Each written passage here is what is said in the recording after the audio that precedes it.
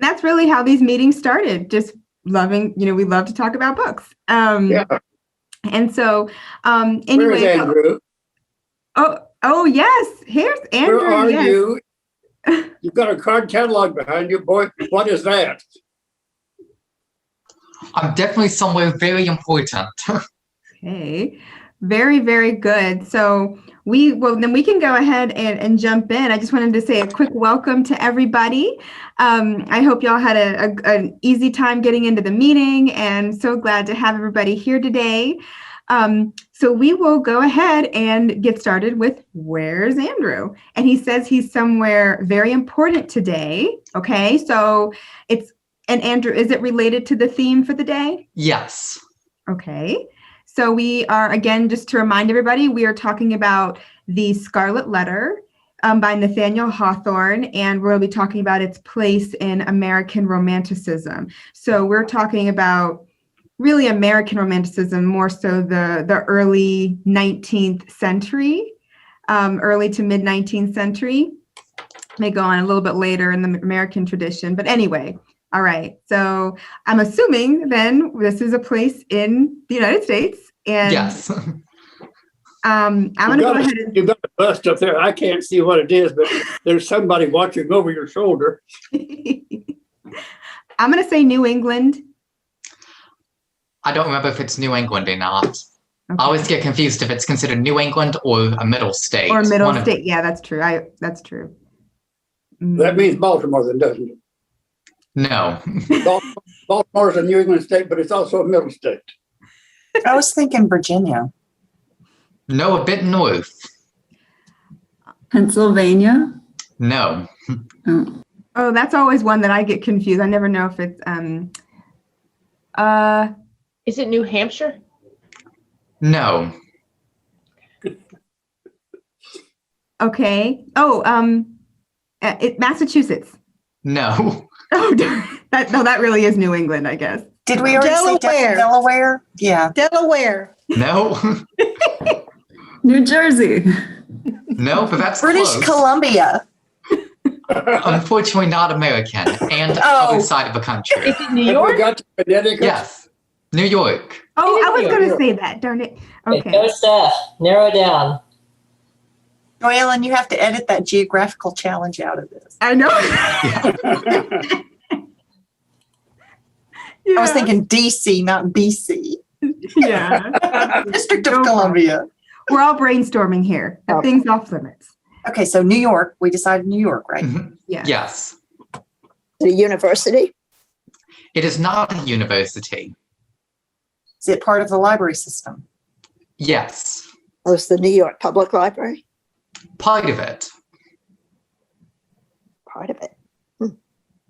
Are you in the research library? I can't see the picture. I just see you in the card catalog. Oh, okay. So branches of New York Public Library that have to do with American Romanticism and or Nathaniel Hawthorne.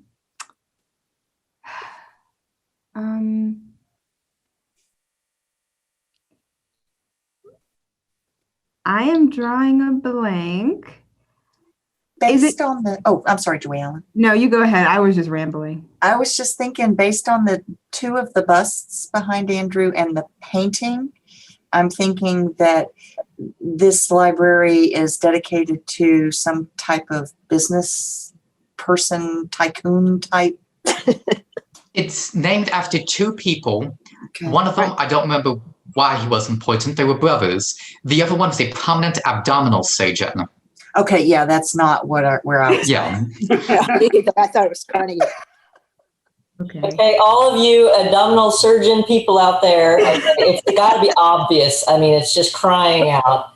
Let's see. They also collected There's a lot of books, which celebrities in that world, so I can't really narrow it down. Awesome. Let's see. Andrew, you want to go ahead and tell us? sure, it is the, let me get the full name up, Henry W. and Albert A. Berg Collection of English and American Literature of the New York Public Library.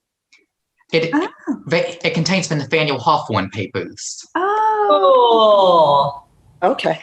Really? I did not realize it would be there. I could have thought of like a bunch of other places I thought it might be. That's so interesting.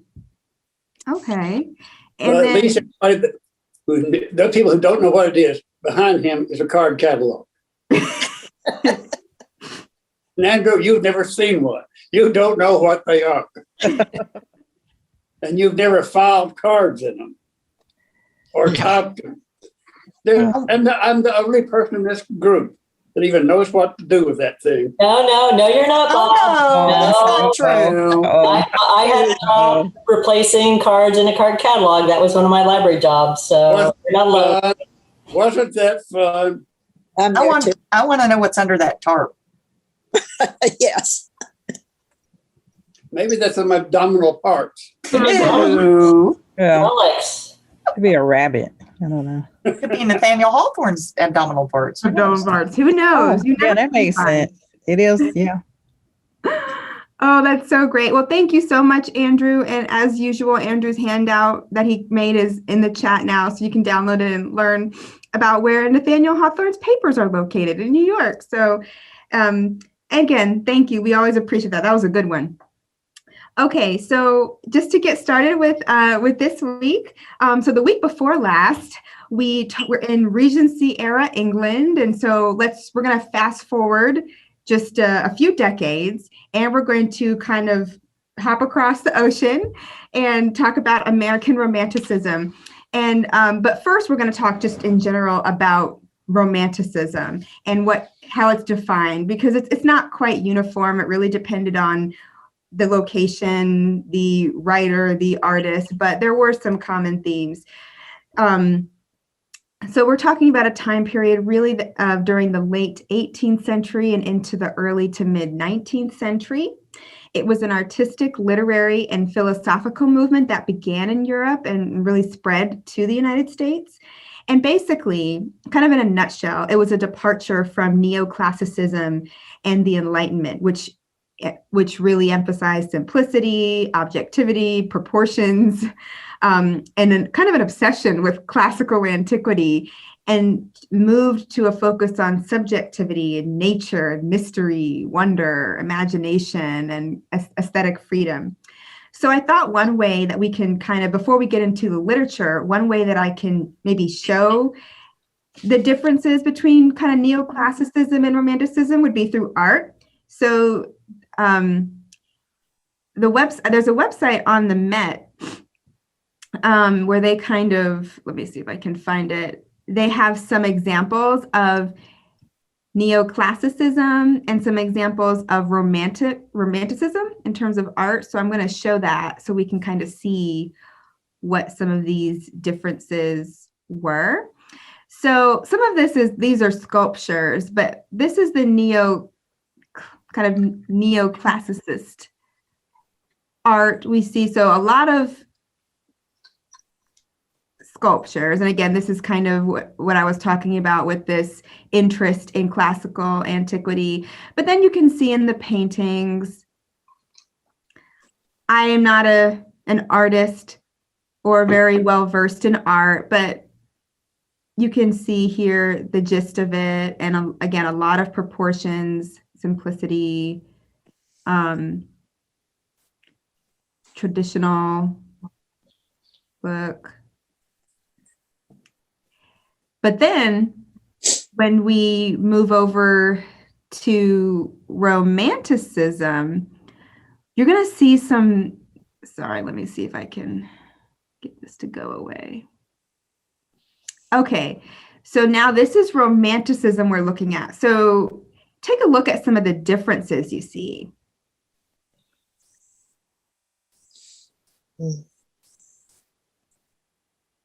There's something that sticks out to me. Is there some things that really stick out that you're seeing repeated in some of these paintings or illustrations? Romanticism is by and large based on the effect of nature itself, the overpowering force of nature. Absolutely, the overpowering forces of nature. And I heard someone say landscapes, exactly. So these are some, I thought this was a kind of a good way to understand exactly what, maybe some of the differences. So You might also add one word to it. Yes. It is emotion. The feeling of romanticism is to have emotion. Feeling. Yes. Yes. Feeling dictates more than anything else to them. I found one picture. The next time we do this, you'll find a comparison between neoclassicism and romanticism at St. George's Chapel in Windsor Castle, and that's in Princess Charlotte's Memorial. Now, romanticism art is very skilled, but where the 18th century would have been trying to emulate the actions of 2,000 years ago, the one in Princess Charlotte is very, it's over the top. She's a dead body rising up through a big marble curtain, and it is powerful. But after about 2 minutes, you begin to say, I've had enough of this. I understand it. It's not just a looking, you're reacting to it. And that's the nature of romanticism. It gives us, what's that word we like, Joel? Frisson? Yes. That shiver, that shake. Mm-hmm.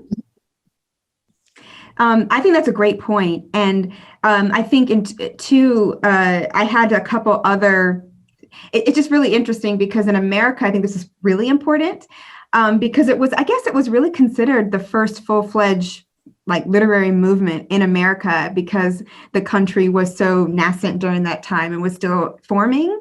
And one thing that I noticed in my research is that it was quite tied to patriotism. It's kind of adopting this movement as part of the American tradition. We're starting to see true American short stories and novels come out.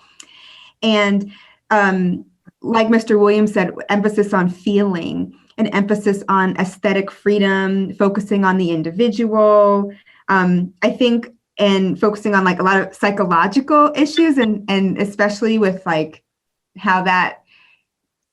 how nature impacts that. So a lot of darkness in there too.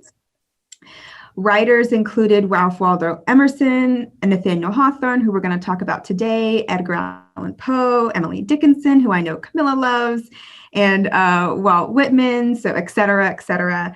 And I think also we see a celebration of the common person and then the power of revolution, which was, influenced by the American Revolution and the French Revolution that had just taken place. So a lot was happening during this time. And we're seeing, Mr. Williams, have you ever heard the term a novel of sensibility? Oh, yes, indeed. Yes. So I think that kind of goes along with what you were mentioning. And so a novel of sensibility, again, is really speaking to emotions and speaking to, trying to elicit emotional responses from the reader, whether that be frisson or maybe sadness or anything like that. We also see lyrical poetry, Gothic novels, so many things that we all still enjoy today. But we're also, for those who are Poe lovers, there's kind of a subgenre called dark romanticism, Yeah. which I think he does very well. And Hawthorne kind of dabbles in it too, I think. But again, today we're going to focus on Nathaniel Hawthorne, who was born in 1804 in Salem, Massachusetts. He was influenced by the Transcendentalist movement. He had 2 children. He married in 1842, had 2 children. Fun fact that I found, he and his wife purchased a mansion that had previously been occupied by Louisa May Alcott. So that's kind of cool. I know, I didn't know that. And also, he had financial difficulties, like many writers experienced during their lifetimes. But the Scarlet Letter, I think, was kind of his masterpiece in 1850. And it really changed a lot of people's views on Puritanism. So how many of you all have read the Scarlet Letter before? Does it count how many times? Wait, Helen, look. I have many times. Long time ago. You read this in the 11th grade too? Oh my gosh. Okay, so can I just say that I have been going through looking at 17-year-old Joy Ellen's comments. Me too. I have to say, I will admit, My impression, my memory of reading this book as a high school student was that it was not my favorite book that we read that year. I remember thinking that there were too many descriptions of forests, and I thought that they were, not the most exciting. But as an adult, I'm sitting here flipping through it, and there's so much dialogue. I feel like I'm just not remembering it well, and I need to give it another chance as an adult. Oh my goodness. I have felt the same way. I wish Abe was here because he could tell you. I've been telling him all week. I've been like, I'm like really rediscovering the Scarlet Letter. I don't know what I was thinking. I don't think he was just like, oh, okay. Both of you are making a point I think is valid. Take it from somebody who spent much of his life teaching this book. We teach it to high school students, but it's really not a high school student book. Right. It's really an adult book. And so I do remember the same thing in high school. I parroted what my teacher said, how great it was. But I didn't believe a word of it when she told me that. But I read it in college and I thought, this is very different. And then I taught it and taught it and taught it. Nancy, were you in the group when we had it in the group too? But we had it too. No, each time I came to recognize this is a very serious book. Mm-hmm. And I don't think you can read it well until you've lived enough life to have some ups and downs in life and understand the question. I agree with that. Me too. I do too. And I know they need to expose us to these kinds of books, of course, in high school, but I am loving, as I was rereading now, I'm loving it. And I just didn't quite, I was, like you said, I hadn't really lived enough, I think, to understand or appreciate, even some of the descriptions. Yeah. And his descriptions are great, aren't they? He has a romantic writing style. Yeah. He goes like this, da da da da da da da. He writes like a Faulkner. He has long sentences sometimes. Yeah. And, but there is that flow in them that is important. He's writing as if you were talking when he's telling the story, not him. He has this several words, comma, several more. It's all one big, long emotion when he's talking about stuff. And it really grabs you by the heart sometimes. Absolutely. So for those who are not familiar with the story, I've kind of written a few sentences as a summary. This is a story with a very rich historical and biographical context, especially since Nathaniel Hawthorne has Puritan roots. I believe his grandfather, was involved in the Salem witch trial. Yeah. So he's got never recanted his judgment. Recanted his judgment. Really? Right. So I think that, we can even assume that perhaps Nathaniel Hawthorne had some even guilt because of that, or some feelings, negative feelings about his ancestors. But we'll get to that in a second. So basically, the story is it's a story within a story, which, by the way, I totally missed that when I was in high school. I did not realize that anyway, so I was kind of disappointed. But I'm not surprised. But I kind of missed that. So we begin with a narrator who is of the current time, and totally missed this too. The narrator's kind of digging in archives and finds the kind of the remnants of a cloth. Which beautifully, it's old now and it's kind of tattered, but it was once a beautifully ornate cloth, and realizes that it actually makes the form of a letter A. And then he finds a manuscript telling the story of this cloth and its importance. And so he decides to sit down and use his imagination and to write the story of Hester Prynne. And that's kind of where we start, and what most people know. So Hester Prynne, in the story, is a young woman living in a Puritan community. Her husband was still in Europe, and he sent her ahead to Massachusetts. And this is taking place in 17th century America.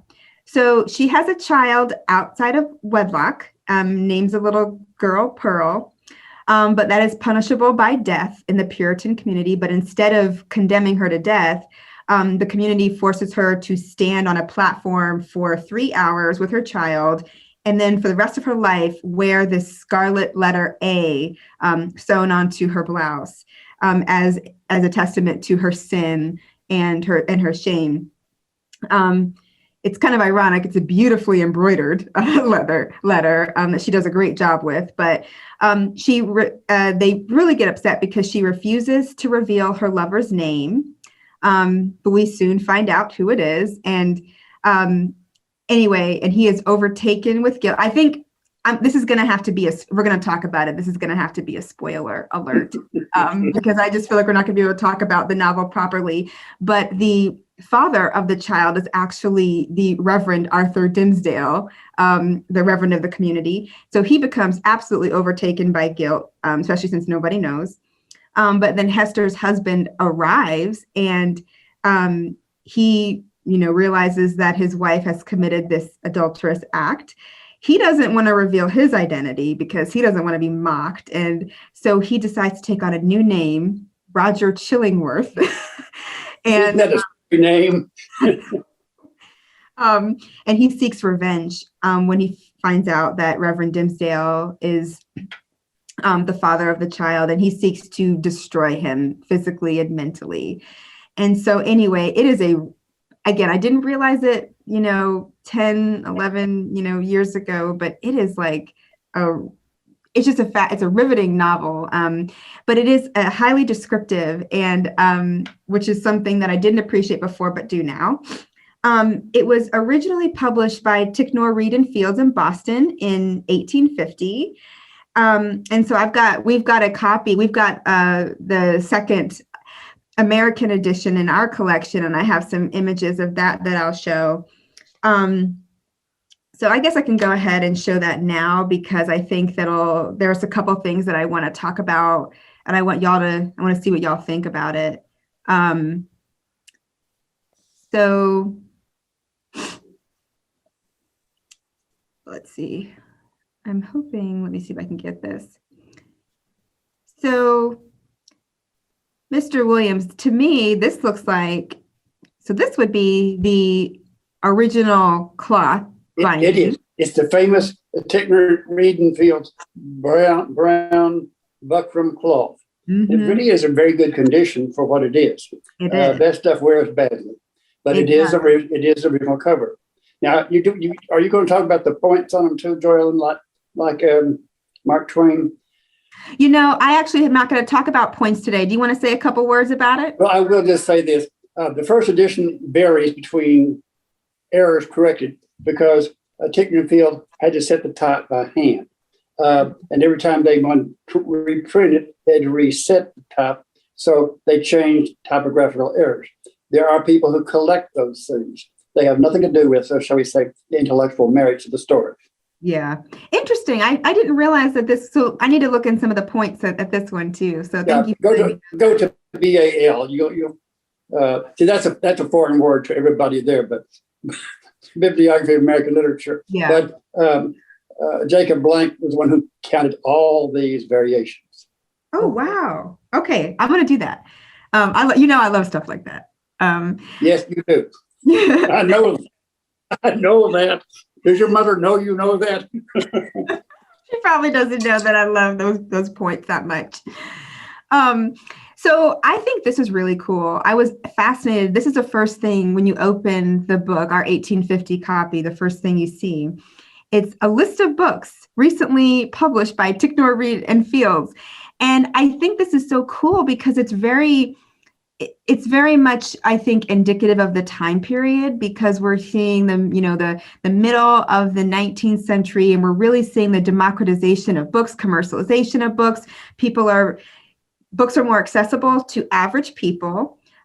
We see publishers are kind of really producing lots of literature for people to have, and they're coming bound, like we saw the buckram cloth, not too expensive, but looks nice.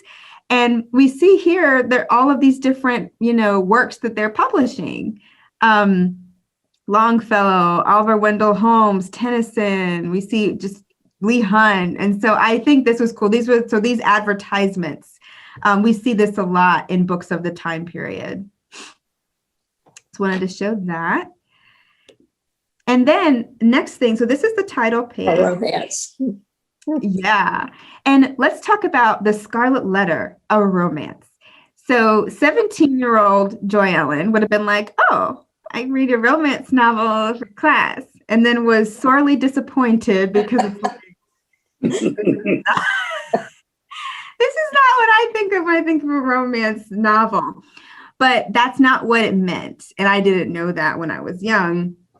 But it's different than, maybe a romance novel that we're think about today, where it's all about the relationship and the love and maybe the sex scenes and all those kinds of things. Instead, Hawthorne was saying that in this and I shouldn't even say romance novel, because I think he distinguished between novel and a romance. But from what I understand, a romance maybe gave the writer a lot more aesthetic freedom and artistic liberty, kind of blurred reality with imagination, I think, a bit more than a novel would. So that's what he meant by that. So. You're quite right, Joellen. The romance here is because there are certain nature things where they're set back in the 17th century. There are certain matters of emotion and other than just a story. It's a little bit like the question with Dimmesdale when he dies. Maybe I shouldn't go through too much of that. But the question is, did he or did he not have the stigmata on his own chest or not? Yeah. Some people said he did, but everybody said definitively the A was there. So that makes it a romance more than a story told according to the rules. That's a perfect example. So thank you for sharing that. That's exactly right. I love that example. So this, I need to look further into this, but this preface to the second edition, I think, is really interesting because if you were to read this, it makes it sound like some people were not happy with the introduction to the Scarlet Letter, also called the Custom House, where it sets the scene about this person who's investigating what happened to Hester Prynne. So I don't know, Mr. Williams, do you know anything about this? Not really. Most people took an exception to that first preface. And you realize, now, let me just phrase it this way. You have to realize the whole story borders on something that is a little bit distasteful. That is adultery. And so he's trying to make it acceptable by looking out backwards or looking from backwards to it. And he didn't really quite hit the right moral tone for the time. So he rewrote this thing, but I don't know if he does any better with the second time round or not. That makes sense, because I was kind of wondering about that. But you're right. I guess we forget for the time period. This kind of was it did deal with some difficult. Also, it may be too, we're dealing with like a group of people and maybe changing views on a group of people and showing sin and guilt within, Yeah, Joellen, you hit the nail on the head here. Realize that the novel takes place in the early 1600s in America. What the Puritans called, when they arrived here, a New Eden. And that is, they were coming to expunge all the sins of the old world. Mm-hmm. Well, the sins happened to pop up anyway, didn't they? I mean, Dimmesdale took up with a young woman, a married woman, and got her in the family way. That was a term we used when I was in high school. We did not say pregnant. He got her in the family way. My generation is much more, shall we say, naive than the modern world is. Mm-hmm. But the fact is that Hawthorne is writing on this novel, and it's what makes it the world's one of the greatest American novels. And you have to realize that English and Europeans both thought this book rivaled anything that classical literature of the European continent had ever done. Before, what he's talking about is, you do not bring into a new world new people. You may bring new people into the world, that is America, but you're going to have the same feelings for each other, the same sins, the same shames, and you're going to try to build a wall between, as it was with Dimmesdale, a theocracy, that the church could control everything, and with their controlling it, there would never be sin. Well, it didn't happen, did it? The preacher himself was guilty.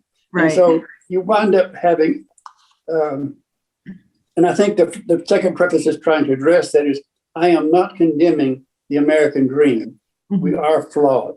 And that's what makes the book so valuable today, because we see our world sometimes as very flawed. It's the nature of being human. Exactly. Interesting.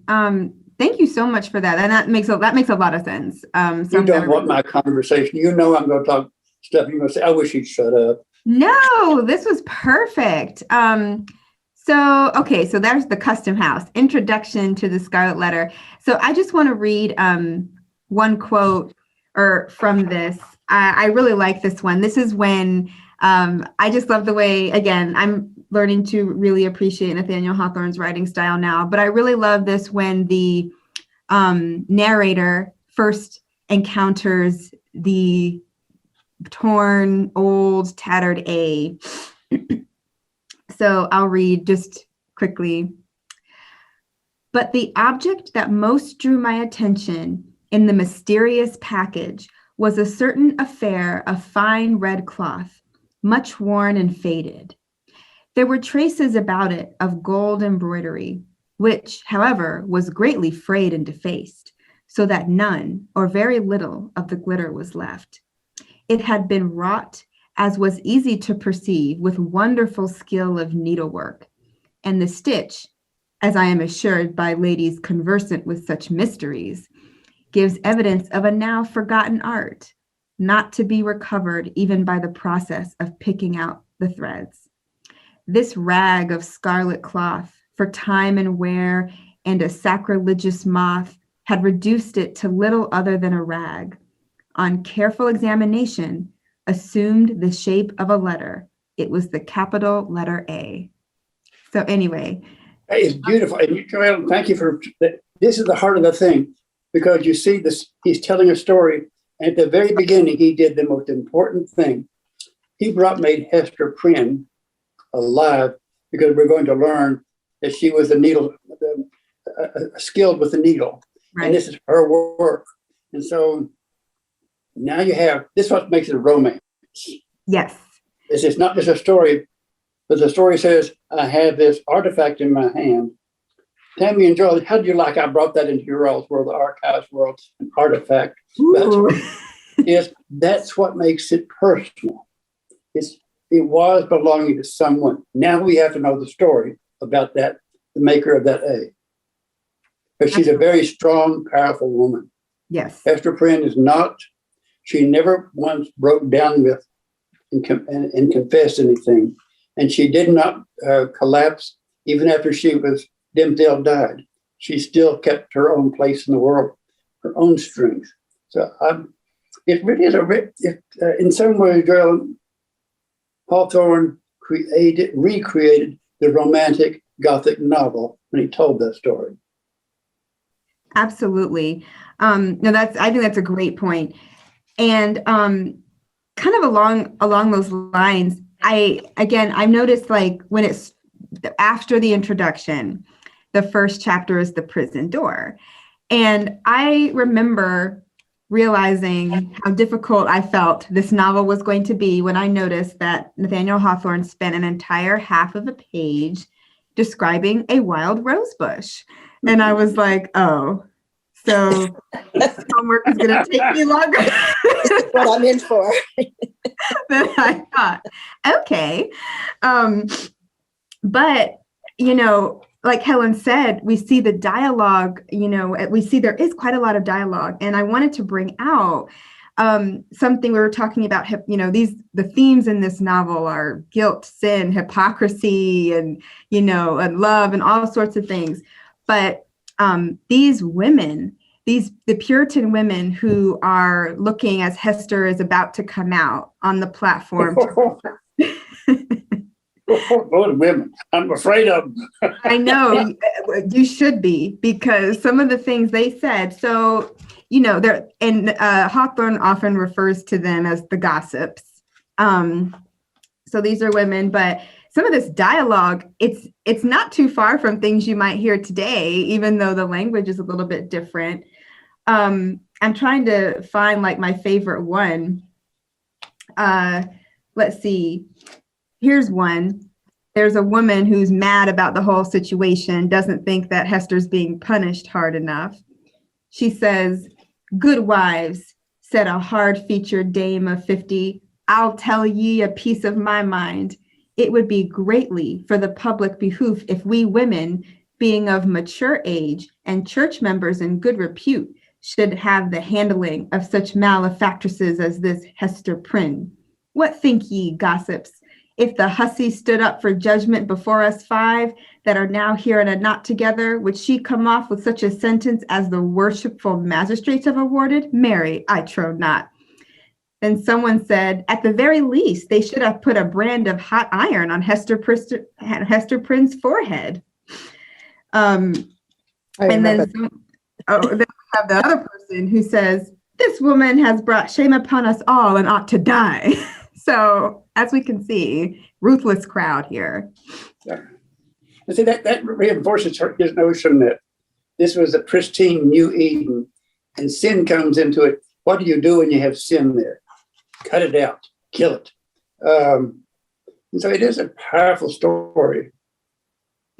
But then they were mad, though. I think because the Scarlet Letter plays such a big role in, even though of course it's an inanimate object, it's always there. And her daughter grows up playing with it. Her daughter asks about it. It becomes part of her identity. But it also, as Mr. Williams mentioned, shows that Hester Prynne, I mean, she was not someone that was she didn't flounder under the situation, and she was very skilled. It was almost a point of beauty. It became part of a point of beauty for her. And that's one thing that made me laugh, because when you are, these women were really mad at her and they were judging her, but it's kind of hard to deny when someone's really good at what they do. One of them said, "She hath good skill at her needle, that's certain," remarked one of the female spectators. "But did ever a woman, before this brazen hussy, contrive such a way of showing it?" And so they were mad that it looked so good. And the contradiction in this story it makes me mad at these women is because she had to live there at the far side, the edge of the community, that when they needed needlework done, she got to do it. They came to her. I mean, condemn her for her brazen, hussy ways, but she's good, so we want her to do the needlework for us. I mean, get real, people. I know. So it's almost comical now. And then also, again, I won't read too many quotes. It's just so much fun to read. But Roger, I think I noted, when Roger Chillingworth comes in, I mean, talk about a creep. I mean, just a total creep. And I didn't realize this, but I think when Hester saw him, she kind of recognized him, and he goes, I think it describes him going like this. And just scary. And another thing is that, again, Hester, one of the ways we see her strength is that she does not reveal. She does not use, she doesn't reveal Reverend Dimsdale's identity throughout the novel, even though she is pressured to do so many, many times. She's threatened with further punishment. And they were, the clergy are trying to get her to tell. And she said, "I will not speak," and never does. I have written from my high school Joellen wrote in the margins, "Why won't she tell?" And I was like, why is she dealing with this alone? She needs to have this guy up here too to take some of this off of her. But again, I had just started the novel, the romance. I didn't quite understand what that was signifying. So anyway, just as a side note, if you all have any books from your time when you were a child or in high school, check those out. You might learn a little bit about your past self. And of course we go through the novel. It shows Reverend Dimsdale's demise. And one thing I noticed is that as people are deteriorating mentally, physically, Nathaniel Hawthorne describes they shrivel, they become ugly. It's kind of like the picture of Dorian Gray type of thing. Yes. Yeah, Yes. that's happening a lot. So anyway, And Dimmesdale does make a very noticeable collapse throughout the last part of this novel. It's very obvious. He's physically ill, but it's him also emotionally, intellectually collapsing, morally collapsing. Absolutely. So anyway, for those who haven't read it, it's a wonderful, wonderful book. What I wanted to just bring up one last point. I found in The Atlantic, they had typed up, kind of digitized and typed up a review of the Scarlet Letter that was done by Nathaniel Hawthorne's son, Julian. Let me see when he did this one. It was April 1886. So, 36 years after the book was published, Julian Hawthorne talked about it. And one thing that I thought was really interesting was that he was kind of Mr. Williams said earlier that, it was Hawthorne, Poe, these writers were demonstrating that the American writing tradition was just as strong as the European one. But I think, according to what Julian said, this one, he kind of felt like it was even better, because he said that, like when the story begins, when the Scarlet Letter begins, he said a 20-number novel of the Dickens or Thackeray type would start with Hester's girlhood, and the bulk of the narrative would treat of the genesis and accomplishment of the crime. And he said that his father instead didn't even start with like anything that happened before the baby was born. And he said that's better.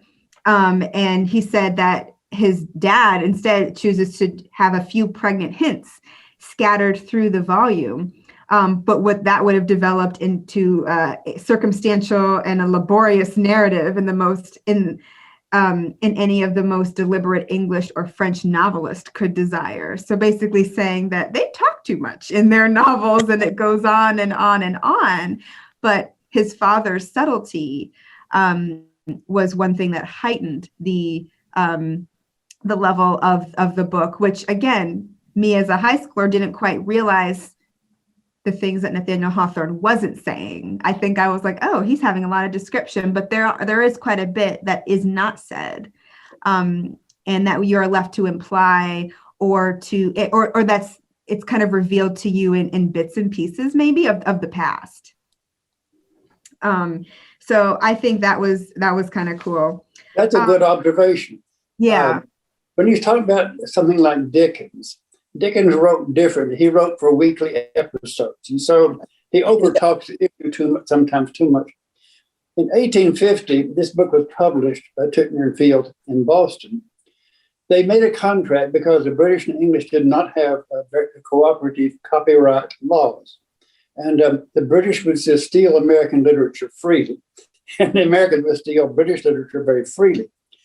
What Ticknor and Field did was they copyrighted the book in 1851 and sold it out to be published there. It was a runaway bestseller in Britain and then in Europe. Now, the reason I say that's important is it is truly the first American book to be regarded by the outside world as truly, and may I use air quotes, world class. It was. And the reviews were such as in the Edinburgh Review, those things were he gets to the point rather than talking around it. And so Julian is right about that he created a novel written as a novel rather than some episodic development stage. So yes, it was an important book. And Nathaniel Hawthorne was more widely read in Europe than he was in America. And he was widely read in America. So that's a kind of, to be convoluted way of saying the outside world of America really appreciated how he was creating a novel. Yes, absolutely. And the last thing I want to say is, it kind of goes along with what Tamika put in the chat. I don't know if anybody has seen the movie with Demi Moore and Gary Oldman, but anyway, one thing that Julian Hawthorne mentioned in this article is that he said that you don't have to talk about indecency in order to tell the story of an illicit passion. And if you think you need to, talk about indecency to do that, then you are not good at literature. And that's one thing that I think was kind of, when you first, maybe if you were to take up, I don't know, grab this book and you see it's called a romance and a little bit what it's about, you're probably expecting maybe a racy scene or two, or expecting, there's going to be a lot of, even tension, sexual tension between Hester and Reverend Dimmesdale, which you may not kind of get what you're looking for if from the novel itself. It's there. It's just not quite, maybe not. It's not openly said. It's not openly said. Not openly said. Exactly. However, I thought it was interesting how the 1995 version with Demi Moore, I want to show the trailer because I never saw it. But when I saw this trailer on YouTube, I was like, interesting. They very much made it more contemporary, like to appeal to contemporary audiences. And you'll see how, because so much of what I think was portrayed in the trailer, I don't think that was ever said in the book. But I think that's kind of fun to look at. And it'll be a fun way for us to end. Sorry about the quality. It's a little blurry. This is all I could find. So let's see if we can have some fun here.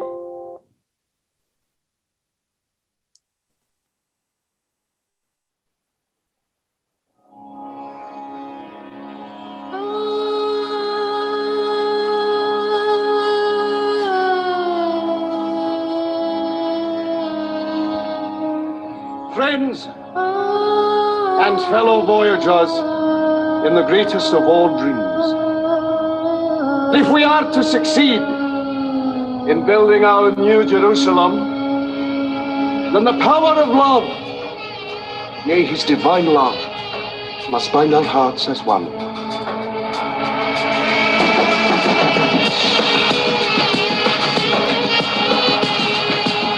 It is not considered fitting for a young woman to live alone here.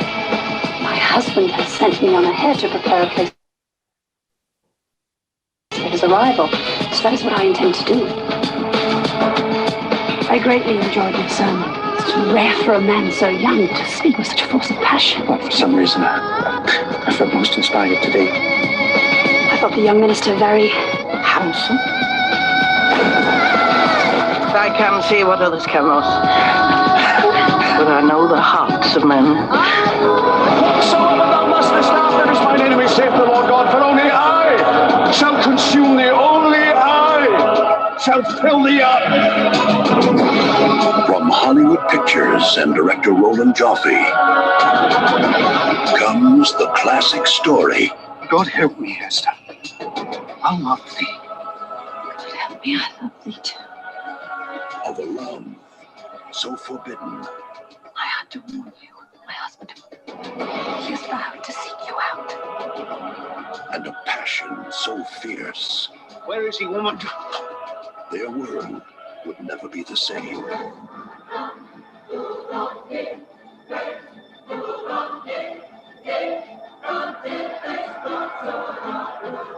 Do you not believe that you have sinned? I believe I have sinned in your eyes. Choose to know if God shares your views. You must wear upon your bodice this symbol. Why do you wait? Put it on. It is not a badge of my shame, but your own. Demi Moore. They are alive, but you are allowing them to destroy everything that is good in you. Gary Oldman. I'm in hell! Robert Duvall. Behold, the devil's own child!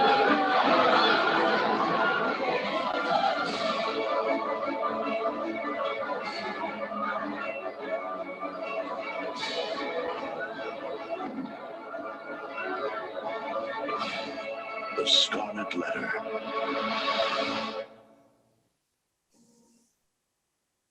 Okay. Mr. Williams, how do you think Nathaniel Hawthorne would have felt about that? I think his toes would have curled upwards on that, but not for our time. Yeah, it is right for our time. Yeah. But you notice how what they quoted from, it's in the book. It's also how the idea is that they were in the New Jerusalem. Mhm. They were creating a new Eden, and you cannot have sin in New Eden. Mhm. But you had sin in Eden, so we recreated it. So he really does a remarkable job. But I'll be honest, I'm a little too old for sex scenes in my favorite novels. So I just kind of like, they probably did the deed. Don't tell me anymore. Don't tell me anymore.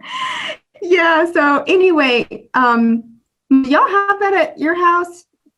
Because sometimes y'all have random movies that I don't think so. No, because I want to see if I can get my hands on it. That I think that will. I really want to see it now just to kind of compare. But anyway, so I think that we are out of time now, but I hope that this kind of inspires you all to maybe rediscover or discover for the first time the Scarlet Letter. As you can see, Helen and I have a new appreciation for it years later. And so it's been really fun to talk about. I did want to say one thing for next week. I know I normally don't give you all the topic for next week, but this one is really special. So we got a lot going on next week. So we're going to talk about Alice Walker's The Color Purple. Yeah, very, again, with our classic literature unit. But cool thing, we are going to have a guest from Emory University. And she's going to talk a little bit because the Alice Walker papers are housed at Emory. And we're also going to have a giveaway. We are partnering with Black Coffee here in Atlanta, and they are going to they're going to sponsor a giveaway. So I would like you all to do so sometime this week. If you want to be entered into the raffle for the giveaway, I'd love for you to please email me the name of a woman who has inspired you, and maybe like one or two sentences about, why, how she's inspired you or why, because this is going to all kind of fall within, of course, Women's History Month, which we are celebrating right now, just had International Women's Day. So I think that by talking about The Color Purple and talking about, Alice Walker, who is one of the most famous feminists of our time, it'll be a great way to just celebrate all the, women, how women have contributed to our lives and to literature. So anyway, just remember to send me that. It can be someone family member, friend, anybody. Doesn't have to be anybody famous. Anyway, so that is it. I wanted to give y'all a heads up on that. But anyway, thank y'all so much for coming today. Great discussion. And as always, please email me anytime. And I'm so glad, yay, people are enjoying it. I'm so glad. That's great. That's great. Thank you. Wonderful. Thank y'all. Thank you. See you later.